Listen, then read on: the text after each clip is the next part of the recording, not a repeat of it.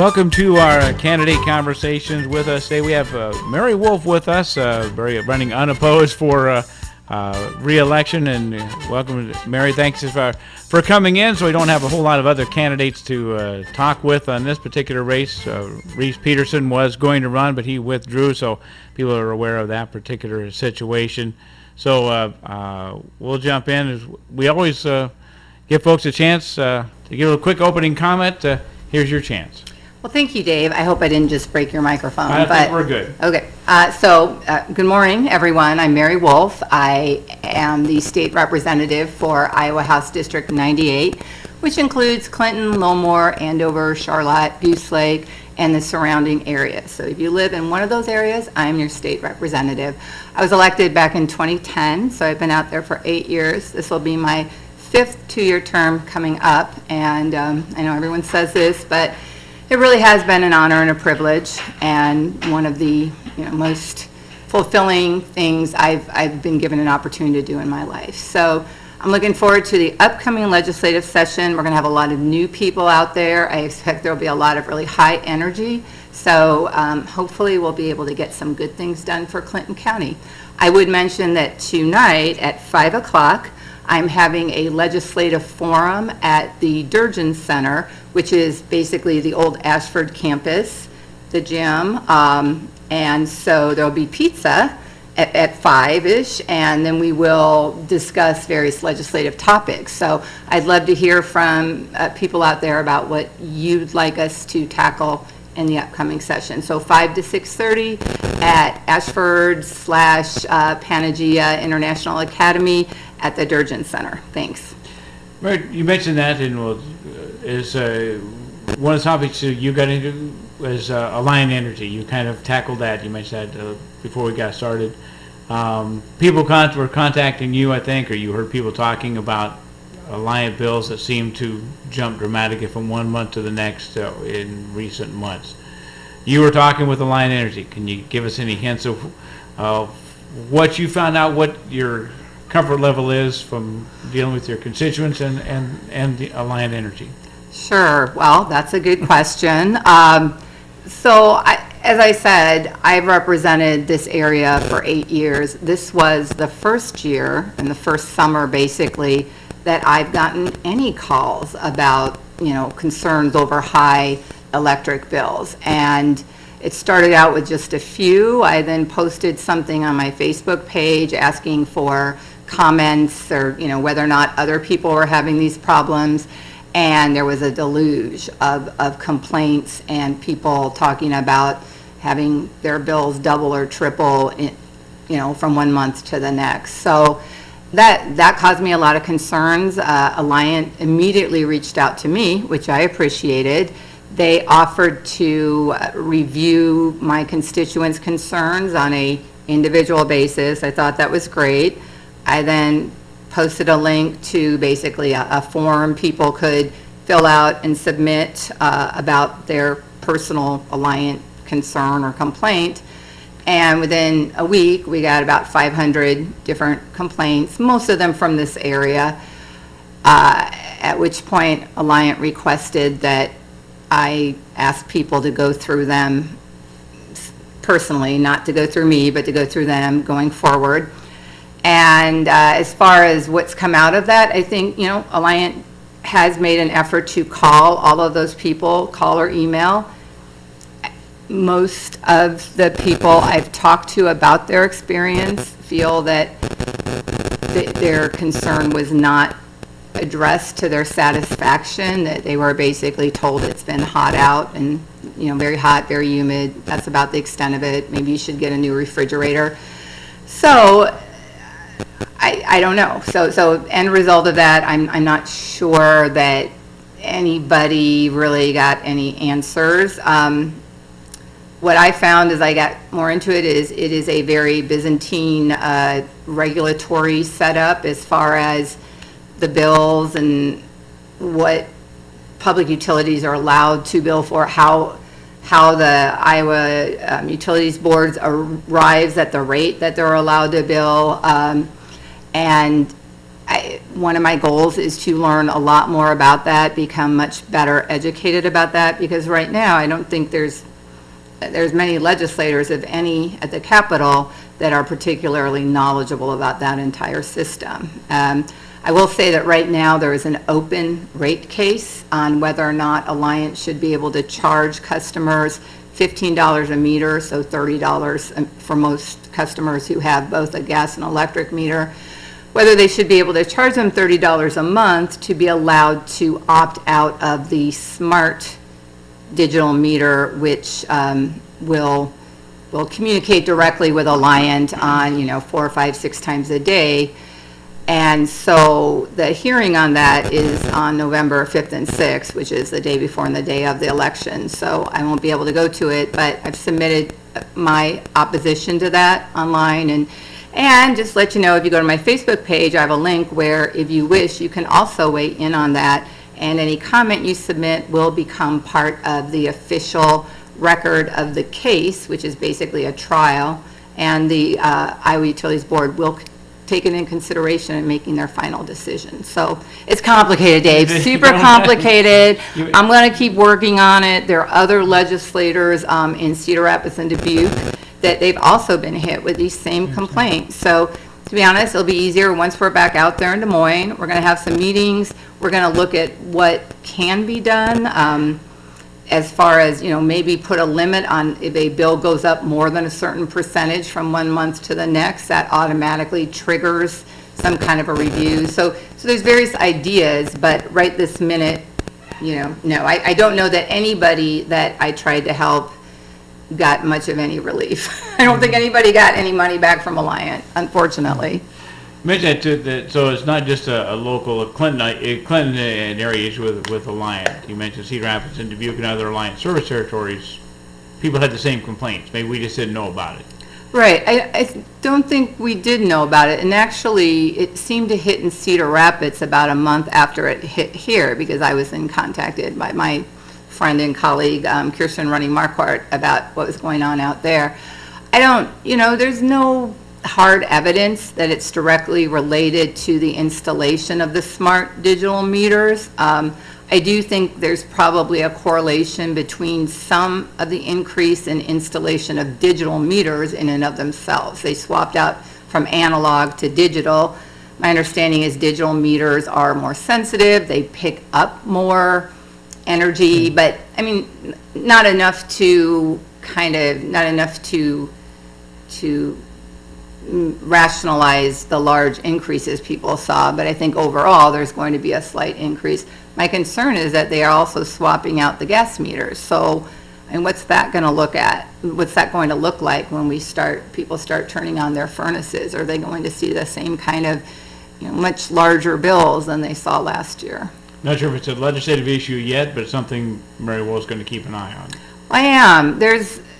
For people on a fixed income, and there are a lot of them in my district, a increase of $50 or $100 a month on a budget billing plan, that's huge. That's, they've got to find that. It means they have to maybe not buy this medicine, or they can no longer go visit their grandkids, twice a month. So, and to have it just kind of come out of nowhere like that. Nobody was expecting it. So I don't like it. Not saying Alliant did anything wrong, but there's a problem. It may not even be anybody's fault, but there's a problem in the process, and we need to address it. So we're going to definitely be working on that, and we'll talk more about that tonight at the forum. Mary, talking maybe some generalities, maybe not a lot of specifics, but funding overall, the budget issue, with other candidates who talked about, education funding and things like all types of funding. When you look at the budget going into next session, of course, education funding, always talked about as one of the majority pieces of the budget. Here's your picture of what you'd like to see happen as far as budget funding levels. Where do we go? Sure. Where does the money come from? Where does the money come from, Dave? Well, I'll tell you, a lot less money will be coming from income tax revenue, both corporate and individual income tax revenue, because last session, the majority party enacted a ginormous income tax cut, which sounds good, right? Ooh, we're going to collect hundreds of millions, probably billions of dollars less in income tax revenue over the next 2 years, so that's good for income taxpayers. Yes and no. I mean, it turns out that the large majority of that income tax that won't be paid in would have been paid in by the top 10% income earners in Iowa. So to be honest, people who are not in that top 10%, they'll see a small reduction, but not much. Also, there are a lot of people who will see an increase based on the way that tax reduction was handled. I think people like me, single people with no dependent children who, aren't low income, but definitely not high income, I anticipate an increase. So, and the problem is that is going to gut our budget for the upcoming fiscal year 2020, which is the budget that we'll be working on when we go back there. So I don't know, Dave. I don't think we know yet what our budget is going to look like. I know that the governor was touting the fact that we ended the 2018 fiscal year with money in the bank, $160 million surplus, which on the one hand, that's great. On the other hand, why did that happen? All session long, we heard that we didn't have enough money to fund this, and we didn't have enough money to fund that, and no, we can't give the victims people money, we can't fund this school program, tourist programs, et cetera, because we are just absolutely at the rock bottom of what we can give out. And then it turns out there was another $165 million over and above what we need to keep in our reserve funds and all of that could have been used to fund important programs for Iowans. So I don't think that's anything to be proud of. It shows sloppy bookkeeping. It shows, I think, a lack of transparency. The feeling is that some of that money was kind of, basically, they slowed down some of the collection of revenues in order to end up with that kind of a surplus, so they could pat themselves on their back. So most of that money is going to go to the increase in Medicaid, that money that we are paying to the MCOs, that we've agreed to pay to the MCOs next year. So, to the extent we have a surplus, it's already gone. It's already spent on the MCOs who basically said, you give us a raise, you give us more tax money, or we're pulling out. So they kind of had us over a barrel. We mentioned that, and we've talked about that before, and talked about that during the session, so kind of a question we discussed, the privatization of Medicare. You voiced opposition to that and concern about that since the beginning. Any changes in thought on that? What do you think can be done going forward? Is it too late to change, or is it just modify what's there? Sometimes when you start down a road, it is very difficult to turn around. I think this definitely, the current Medicaid privatization program is not working. It is costing us more and more money. It will continue to cost us more money, and consumers aren't getting the services that they need, that they deserve, and the service providers aren't getting paid in a timely manner. So it's not working. I know that Fred Hubble, who's running for governor with our own Senator Rita Hart as his lieutenant governor, he has said that if he's elected, he is going to focus on turning that situation around by rolling back some of, not necessarily all of, the privatization, but a large percentage of it. There are very few states, if any, that have done a full privatization of Medicaid the way we tried to do. I think in one of the states that tried it, it failed. I think we then brought the director of that program here to Iowa to run our Medicaid program, which is a little odd. But so, there may be a part for privatization, there may be a place for privatization in certain aspects of the Medicaid program, but certainly, an across-the-board privatization is not working. And I do think that over the next 2 years, we could basically pull it out of the privatization. We could terminate the contracts with the MCOs. We're going to have to let them play out because we've already entered into a contract for the coming year.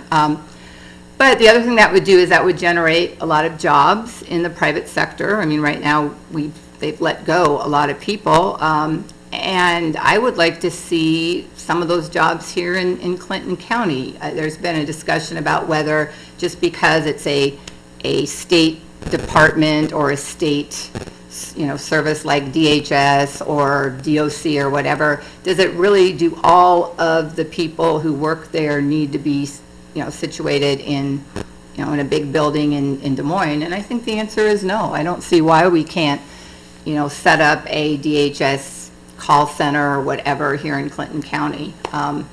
So I'd like to see some of those jobs, state government jobs, coming our way. A little about the next session. What do you think is going to happen? What are some of the things you think will be action? Obviously, the Republicans have been in control of the House and Senate and the governorship. And maybe first up, is that going to change? Of course, we'll probably guess your prediction there.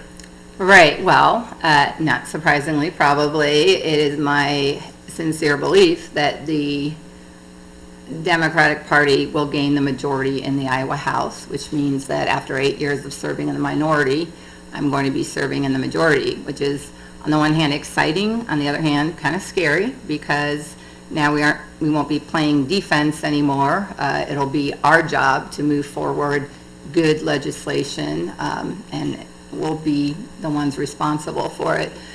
As far as the governors, I think, I personally think Fred Hubbell will make a great governor. I think Senator Rita Hart is going to be a wonderful lieutenant governor. I think it's going to be such a benefit to our area to have Rita Hart in the lieutenant governor's office. It's just, she knows us, we know her, she knows what we need out here. And as she said many times, she's going to continue to be representing us even as a lieutenant governor. So I'm excited about that. A lot of changes. There are a lot of unknowns, so it's hard to make any kind of hard and fast plans, but whatever happens, I'll be working for Clinton County. But how the election overall comes out, do you think, when people are watching what happens in Washington on the national scale, and there's a lot of not civil discourse, as some people might put it, does that carry down to the state legislature, do you think?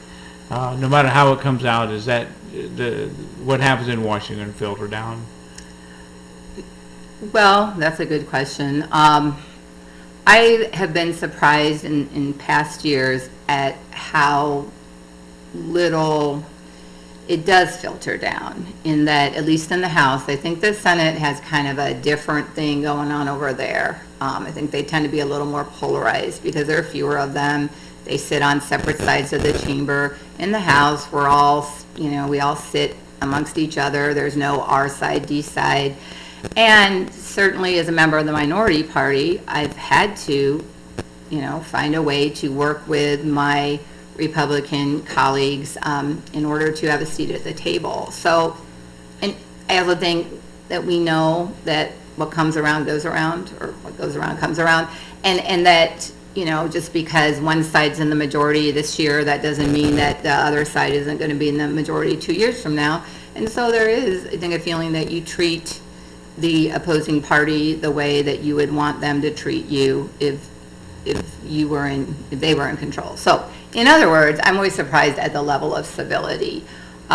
This past 2 years, since the Republicans took control of the House and the Senate and the governor's office, unfortunately, while I think everybody's been pretty polite, there's been much less willingness on the part of the majority party to give Democrats a seat at the table. There was a lot of big legislation that was crafted and moved forward with little, if any, input by Democrats. And not because we didn't try.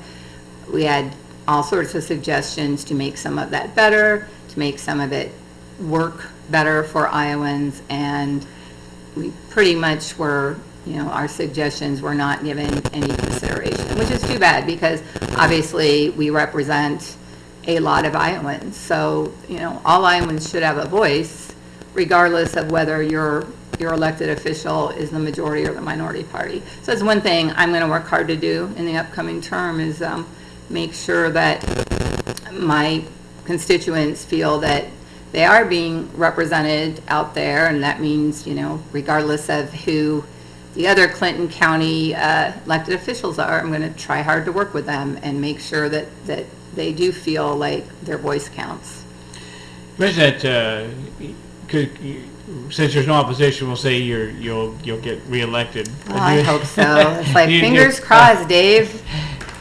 Do you think that experience? Do you think over time you've learned how the state house works a little more comfortable in dealing with your fellow legislators after 8 years? Do you think it took a few terms to kind of get an idea of how things worked? I think I had an advantage in that I'm an attorney, and it's just a lot of what we do in Des Moines is we work with the law. And so I went out there fairly confident about my ability to review legislation, review proposed changes to law, and pretty confident about my ability to interpret that correctly. Also, as a lawyer, you spend a lot of time negotiating with people on the other side of whatever issue you're dealing with, and you learn that, again, you have to be polite, you have to be credible, you have to know your stuff, and you have to make it clear that you are in it to win it, basically. So to be honest, I have learned more, and that I have learned that you have to trust but verify, and I certainly do that now. A few times when I first started out, I perhaps took some people at their word, which perhaps they felt they were telling me the truth, but it turned out it wasn't quite as they thought it to be. So now, again, I trust that the information they give me is true to the best of their knowledge, but I do my best to follow up, verify for myself before I go out there and take a position on something based on information I've been given. What do you think are some of what are you hearing, I guess, from your district, the top issues there that may be different than, as you mentioned, your other legislators each have their own district issues. What do you think the top 2 or 3 issues that you're hearing about that you need to work on or keep an eye on when you head back to Des Moines in January? Well, so, there's always the big issues about, for example, funding to cities and to municipalities. We have the $100 million, about approximately $150 million in backfill money that back in 2013, I think, the legislature pledged to provide to municipal governments to make up for the commercial property tax reduction that we passed at that time. And at the time we passed that bill, it was like, we're gonna, that $150 million was in there, and there was no suggestion that it would ever end. So I know there's a concern in our area that we still need that backfill, that we have not seen a great increase in commercial property development since the tax reduction, the way that some other communities like Des Moines, like Polk County have seen. So I'm gonna have to keep an eye on that. There's some interesting conversations about some necessary changes to the way that child care is funded. The state, a lot of child care in this area, there's subsidies from the state, and right now the subsidies are set way too low, which makes it difficult for child care providers to maintain their program and to hire and pay people what they should be paid. So we talk about it every year, increasing the reimbursement rate, and it never gets done. So I think that needs to get done. Alliant, I hear a lot of people worried about their Alliant bill. That seems to have been the primary topic. Oh, crime. So there's a lot of concerns about local crime, concerns that too many people are getting a slap on the wrist, whatever. I think there's a lot of misunderstanding about how the system works and what it means when somebody gets a deferred judgment or a suspended sentence on a felony. It's not a slap on the wrist. There are a lot of consequences that come along with that. But I do think that right now, Iowa's criminal sentencing structure is so much like the regulatory structure for public utilities, our sentencing structure is so convoluted and Byzantine that it is very hard for people to understand it. So I am interested in convening maybe even a 2-year commission on basically whether you want to call it truth in sentencing reform. I think we need to look at what works, what doesn't work, what will stop recidivism, because that's what we're seeing here. I think, people commit a relatively minor crime, they get out almost right away, and they continue to commit crime. So whatever we're doing isn't working. I don't think just locking people up in prison for years on end for a drug offense or a misdemeanor is the answer, but we need to find a better answer. And I do think that is something that could be of value to our community. If people felt that when somebody is sentenced, that, what they're sentenced to, that they actually will serve whatever it is. And maybe it's only 6 months, but at least they know they'll be serving it. Maybe to kind of wrap things up, we always Already? ask. I guess, we're not done quite good yet. Mm. We, as you watch some of the other ones, you probably got a hint what was coming.